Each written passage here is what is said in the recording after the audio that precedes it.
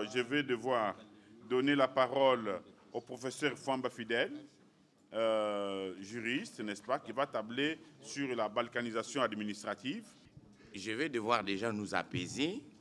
Lorsqu'on m'a confié le sujet, balkanisation administrative, ce que je veux dire à l'auditoire tout à l'heure, j'étais surpris de voir qu'on peut parler de la balkanisation administrative au lieu de parler de la balkanisation politique. Mais le mot qui m'a intéressé, c'est l'administration. Et je me suis donné la peine de problématiser sur l'administration. Et l'administration, pour la définir très rapidement, pour venir à la problématique que je vais vous soumettre, de son origine latin, administrare, signifie gérer, administrer, gérer les personnes. Donc il s'est défini tantôt comme un ensemble de services et des agences soumises à une direction. En ce sens, on a plusieurs administrations, administration de la famille, administration de l'entreprise, administration de l'école, administration partout. Mais le sens de l'administration qui est ici retenu et qui va retenir notre attention, je vais vous apaiser. Pour moi, il n'y a pas d'organisation du point de vue juridique. Déjà, le mot n'est pas juridique, l'organisation. C'est politique. C'est à ce niveau-là qu'il y a débat. C'est politique. Alors, du point de vue du droit, l'administration, c'est une fonction. Et j'ai fait une thèse sur la fonction administrative, sur la crise des services publics au Congo. Je vous ai amené la pile pour voir celui qui peut être disposé à me publier. Le travail, là, il est là. Et il est ancré dans l'actualité de la question qui est posée ici. Est-ce que nous sommes administrés? Est-ce que nous risquons d'être divisés les uns contre les autres? La réalité, du point de vue sociologique, existe. Elle est ethnico-tribalo-régionale. Elle est clanico-tribale. Et il y a un esprit mesquin qui est ancré dans l'esprit du Congolais. Les autorités administratives et politiques du Congo sont des irresponsables. Moi, je n'ai pas l'habitude de négocier les termes. Et je vais vous dire comment j'ai pu réfléchir sur le mot « administrer ». Et je vais vous démontrer. J'ai dit « administrer » du point de vue organique. C'est l'ensemble des structures administratives et techniques. Parce que l'administration en tant que fonction, c'est l'ensemble des services sous la direction d'un gouvernement. Et les exposés qui m'ont précédé, je suis un très mauvais lecteur, je ne vais pas vous lire tout ça. Et donc les exposés qui m'ont précédé ont atterri tous par l'irresponsabilité, l'incapacité de notre gouvernement de nous gouverner. Je vais tabler mon exposé sur ce concept. Et de manière terre à terre, tout le monde va pénétrer le thème si hautement analysé par le politique. Tout ce qui nous a enflammés ici, c'est le politique. Et je vais vous apaiser. Il n'y a pas balkanisation. Crainte balkanisation, il n'y en a pas. Ça commence à la table ronde, ou disons à la conférence de Berlin. La conférence de Berlin, elle est partie, c'est à titre de rappel historique, pour que nous puissions nous comprendre. Et je veux parler, moi, je vais vous donner le plan après, et je veux parler sur les moyens d'action de l'administration. Les moyens juridiques, les moyens matériels et les moyens humains. 3 moyens. Et je vais vous dire quels sont les acteurs de l'administration et qui doivent participer à la construction et à l'organisation de l'administration, qui doivent faire fonctionner l'État. À ce niveau-là, on se sera compris.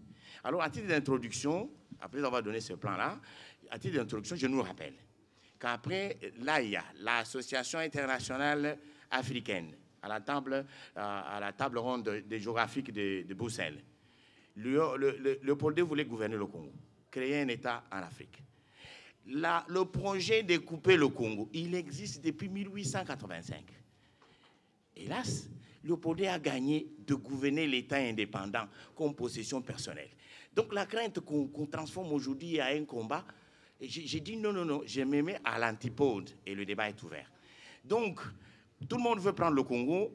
La politique de Léopold II dit prenez tout le bassin du Congo, faites le commerce. Alors, je vous donne la liberté. En vertu de votre liberté de commerce et l'industrie, venez, faites le commerce au Congo, mettez vos navires, exploitez les IC, payez un tribut. Donc, une sorte de taxe à l'EIC. Ça se trouve aujourd'hui dans le contentieux belgo-congolais. J'avance. Chaque fois, et pour en arriver là, quand le Léopold est en train d'exploiter le Congo, c'est un élément d'histoire. L'histoire, c'est un service public. J'ai fait la spécialité sur les questions de service public. La crise du Congo, d'où vient-elle? Du bon Dieu ou du diable? Et lorsque Léopold est en train d'exploiter le Congo, toutes les colonies sont sous la même joug, sous le même joug. Mais les journalistes, et c'est encore un journaliste, et je salue sa conclusion, il avait atterri sur les responsabilités. C'est un journaliste anglais, Morel, qui va par ses écrits crier au scandale des coupes de mains, des coupes de jambes, des coupes de tête, pour exploiter les caoutchoucs au Congo, le diamant, l'or, l'uranium, au fur et à mesure que les sociétés concessionnaires, je suis spécialiste des questions de services publics au Congo, les sociétés concessionnaires s'installaient au Congo, au fur et à mesure qu'ils découvraient énormément de richesses, on crie au scandale. La France veut récupérer le Congo. Hélas, la Belgique retient le Congo, elle garde le Congo. Donc cette menace, elle est historique. Elle émaille l'histoire de l'organisation des services publics aujourd'hui, chez nous, depuis que le Congo existe. Et au niveau de sa gestion, il a laissé les autres exploiter le Congo. Aujourd'hui, sur le plan du droit public interne, chaque État a besoin d'avoir des amis. On ne peut pas vivre en vase clos. Donc on aura des rapports bilatéraux et multilatéraux. Parce que quand nous sommes nés comme État, j'ai laissé l'autre partie, quand nous sommes nés comme État en 60, nous, on a eu même la chance d'être directement intitulé République démocratique. Mais vous savez aussi que la démocratie n'a jamais été définie par les juristes. C'est un discours politique d'Abraham Lincoln. C'est des mots d'un politique qui parle de la démocratie. Ensuite, nous sommes directement démocratiques et on nous donne une loi fondamentale qui, effectivement, organise les services publics, les structures administratives et politiques, les structures politiques, administratives et techniques qui organisent le Congo. Ensuite, cette loi va être mal appliquée par les Congolais. Dans la réunion de sécurité, Tanganya était dans la réunion, alors qu'il venait de déclarer qu'il va livrer Tanganya. Aujourd'hui, les gens... moi, je suis dans l'actualité. Et ce travail-là, publiez-le, il cadre avec tout ce que vous vivez. Et je vous épargne de le lire. Donc, voilà comment ça va se passer. Ce matin, mais les rebelles disent non. La position que nous, on occupait, c'est le gouvernement qui l'a pris, qui a donné au groupe FRDLR qui vient du Rwanda. Voilà ce que j'ai entendu à Goma. Il n'y a pas trouble, il n'y a pas job, il n'y a pas argent. C'est fait sciemment par les Congolais. Par les Congolais. Et je vais vous le démontrer. Quels sont... Alors, je commence par comment l'administration fonctionne. D'abord, qui l'a créée? Elle est créée par la Constitution. Elle fait partie des grands services publics de l'État. Les structures administratives, l'État central, province, sous-région, secteur, chefferie. Ça s'appelle des autorités, donc des collectivités administratives, et territoriales et techniques. Parce qu'au sein de ces collectivités, il y a des services publics locaux qui ont des services publics nationaux par décentralisation technique, par service, qui ont de relais en province. Donc, toutes les structures administratives constituent, du point de vue organique, des services publics, des grands services publics. Et les étudiants me demandent souvent, mais les grands services publics, ça veut dire quoi? Moi, je dis, ça veut dire que ces services-là, s'ils n'existent pas, eh bien, l'État n'existe pas. Donc, leur existence fait le fondement de l'existence de l'État. Alors, du point de vue matériel, les services publics se présentent sous forme d'activités d'intérêt général. L'ensemble d'activités. On a mis l'école. Il faut engager un personnel. On a mis l'école. On a créé la santé. Il faut un personnel de santé. Donc, une fonction publique hospitalière. Donc, la politique économique nationale, pour la concevoir, il faut des grands ministères, c'est-à-dire des grands services publics producteurs des ressources nationales, qui prévoient au niveau de leur programme les postes de recettes pour recouvrer les dépenses de l'État. C'est pour cela que, du point de vue pédagogique, les finances publiques constituent une branche du droit public interne. Et il faut connaître tout cela pour problématiser sur l'inefficacité de l'action publique chez nous. Alors, vous voyez, donc pour que l'État s'organise, premier moyen, le gouvernement est constitué. Du point de vue du droit public, il y a un processus électoral. Le processus électoral permet aux citoyens de s'aligner, de candidater, de voter, pour mettre en place en premier lieu un Parlement. Et de ce Parlement, il résultera un gouvernement représentatif. Et il y aura aussi ce qu'on a appelé, comme nous sommes démocratiques, nous avons la séparation. C'est ce que ça signifie. que le pouvoir doit être séparé et la parole doit être donnée au peuple. Voilà comment les comportements des Congolais nous amènent à la misère que nous avons. Que le politique ne vous trompe pas. Il n'y aura pas balkanisation. Il y a tout simplement qu'il faut remettre en cause l'acteur politique congolais. Il doit être sérieux. Il doit prendre ses responsabilités. Comment cela? Pour que l'administration fonctionne, on met en place des structures, du point de vue structurel. Alors, ça s'appelle l'État. J'ai déjà défini ça. Les grands services publics, structures.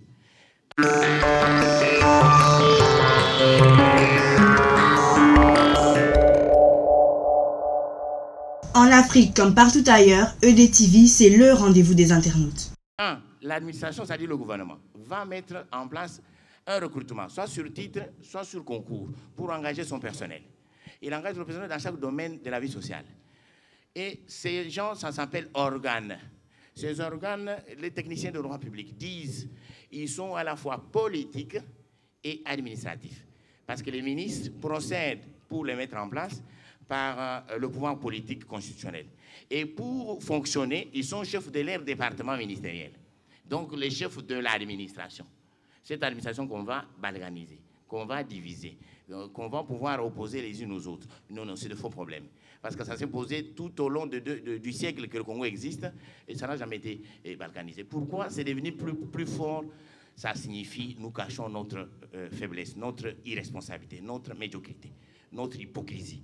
En ce moment-là, nous voulons parler politique, balkanisation. C'est faux. Donc, lorsqu'on a pris le responsable, l'organe politique, il va gérer un département. Voilà comment le Congolais se comporte. Pour engager le personnel, le programme du gouvernement a demandé qu'on engage des techniciens, des polytechniciens, des ingénieurs, des juristes formés. Voilà comment le Congolais se comporte. Il engage tout ce personnel la nuit. Le matin, il affiche. Je vais vous épargner des choses qui viendront dans le débat. Il engage tout ce personnel la nuit. Il ne tient pas compte du titre et du mérite. Maintenant, le matin, avant de sortir le soir, avant de sortir du bureau, il affiche un communiqué d'offre d'emploi. Alors maintenant, quand ce communiqué d'offre d'emploi est affiché, lorsque les techniciens et les ingénieurs viennent le matin, il n'y a plus d'emploi. Parce que les postes ont été occupés par les bois morts, les irresponsables. Les irresponsables. Les irresponsables. Donc, alors qu'en ce moment-là, le ministère va être entre les mains des personnes qui ne conviennent pas. De sorte que quand on va leur demander de concevoir un programme, ce programme n'aura pas lieu. Donc pour distraire la population, on va aller à la télévision parler de la balkanisation. Nous devons prendre nos responsabilités. Et comment ça va se passer? Et vous savez, quand on est entouré de son père, de sa mère, de sa tante, de son cousin, le droit que je présente ici, que je suis obligé de soutenir, il est paralysé.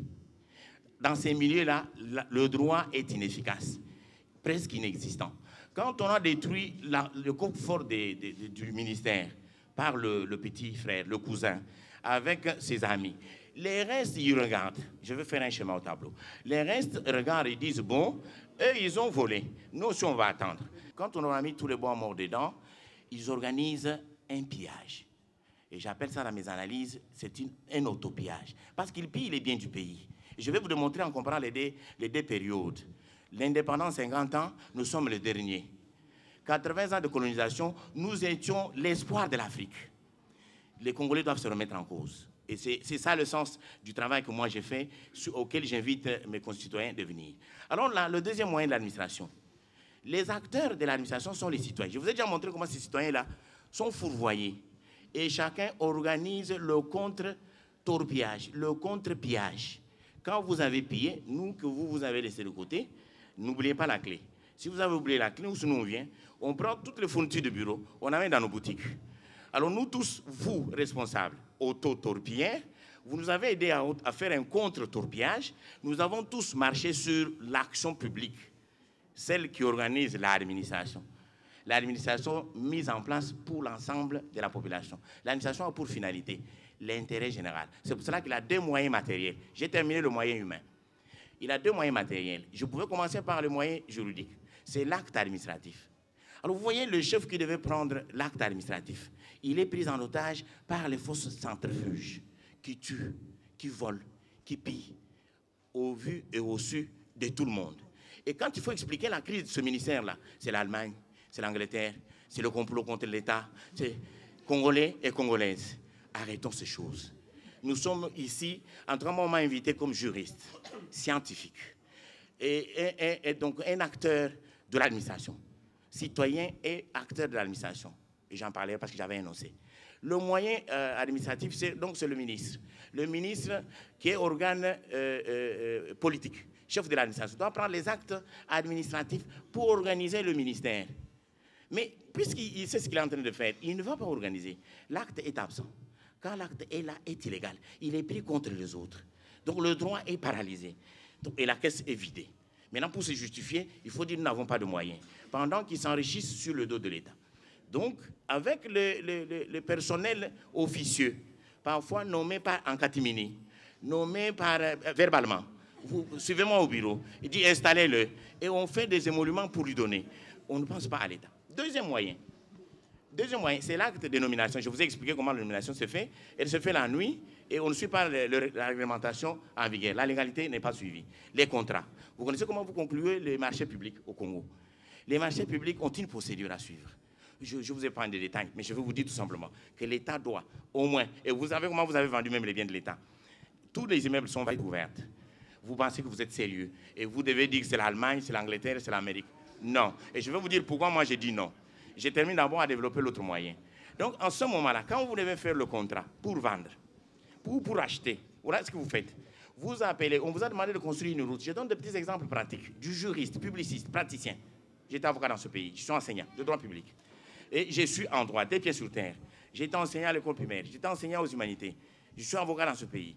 Donc, j'ai 2 pieds sur terre. J'ai étudié ici. J'ai enseigné le droit des institutions politiques du Congo, ici, sous la supervision de mon professeur.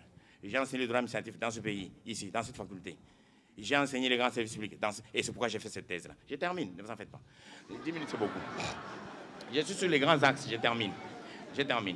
Donc, le moyen, quand vous voulez vendre le bien de l'État ou acheter, on vous demande de construire une route. Je donne des petits exemples. On vous demande de construire une route. Et vous savez ce que vous faites? S'il vous plaît. Vous savez ce que vous faites? Vous appelez votre cousin. Il fabrique une société de construction avec des tracteurs déjà morts, amortis. L'argent, quand il sort au trésor, vous le partagez. Il n'y a pas d'allemand, il n'y a pas d'anglais.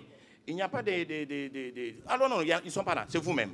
Ministère de Trésor, dès qu'il sort l'argent, l'ordonnateur a décidé, avant que l'argent n'arrive chez l'ingénieur, le contremaître, il est déjà le 1/3. Alors maintenant, l'entreprise qui vient, les tracteurs sont poussés, on le pousse pour qu'il s'allume. Quand il arrive sur les lieux pour construire la route, vous le vivez, hein? Vous le vivez. Quand il arrive pour construire, on met les graviers, il s'allume, il s'éteint. Et le projet s'arrête. L'argent a été partagé. Ce ne sont pas les Anglais, ce ne sont pas les Américains, mes concitoyens. Ce ne sont pas ces gens-là. Mais leur complot existe. Mais il a échoué sous Léopoldé. Il a échoué sous la colonisation. Et nous étions l'espoir de l'Afrique. Mais aujourd'hui, il va se réaliser. Parce que vous avez donné le Kivu au Rwanda. Vous, Congolais. Est-ce que vous êtes Congolais? Vous avez une carte d'identité. Votre état civil, qu'est-ce qu'il fait? Nos bourgmestres, notre ministère de l'Intérieur, qu'est-ce qu'il fait? Arrêtez, ce ne sont pas les Anglais, ce ne sont pas les Américains.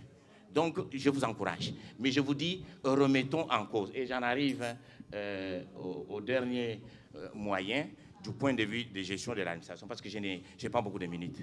Mais, oui, le schéma.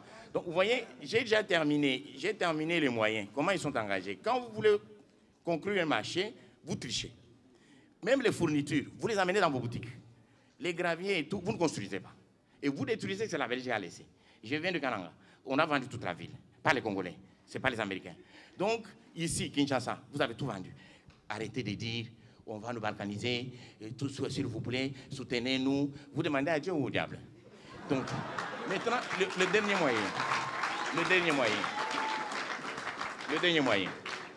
moyen. Les acteurs de l'administration. C'est le juge. C'est le citoyen. L'administration elle-même. Voilà les éléments sur lesquels vous avez marché pour créer une crise chez vous. Et ensuite, vous dites, alors pourquoi, je vais maintenant conclure par là, pourquoi j'ai dit non, qu'il n'y a pas de candidat et il n'y en aura pas? Le FMI nous dit que la première puissance du monde est endettée auprès d'elle. Quelle est la première puissance du monde? C'est l'Amérique. C'est le pays le plus endetté. Le FMI et la Banque mondiale, ils emmerdent. Ils sont nés en 1944. Nous n'étions pas encore État. Nous sommes devenus État en 60. En 70, en 60, ils ont dit qu'il faut maintenant fonctionner par service public. Et nous lui donnons la notion fonctionnelle. C'est-à-dire l'ensemble d'activités que nous allons organiser doivent être faites pour tout le monde, pour sauvegarder l'intérêt général.